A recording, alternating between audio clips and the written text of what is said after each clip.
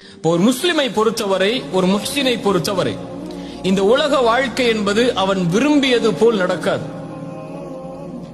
அல்லாஹ் விதித்ததின்படிதான் அவனுடைய வாழ்வு இருக்கும். திரும்ப சொல்றான், ஒரு முஸ்லிமை பொறுத்தவரை அவன் விரும்பியது நடக்காது. அல்லாஹ் எதை விதித்தானோ, அவனுக்கென்று எது முடிவு செய்யப்பட்டிருக்கிறதோ அதுதான் வாழ்வில் நடக்கும்.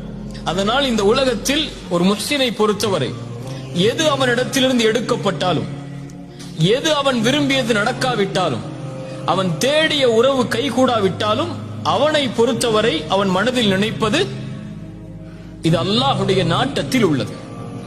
என் இறைவன் எனக்கு எப்போதும் நலவைத்தான் நாடி இருப்பான்.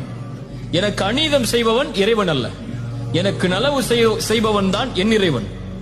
என் தாய் எனக்கு கெடுதல் நினைக்க மாட்டாள், என் தந்தை எனக்கு கெடுதல் நினைக்க மாட்டாள், என்னை நேசிக்க கூடியவன் எனக்கு கெடுதல் நினைக்க மாட்டான். அதுபோல்தான் என்னை படைத்தவன் இவர்களை விடவெல்லாம் மேலானவன். அவன் ஒருபோதும் எனக்கு கெடுதல் நினைத்திருக்க மாட்டான். அவன் நாடியது நடந்திருக்கிறது, நடப்பது எனக்கு நல்லது, நான் அதை விரும்பாவிட்டாலும் என்பதைத்தான் ஒரு முஃமின் தன்னுடைய வாழ்க்கையின் அடிப்படையாக கொண்டிருப்பான்.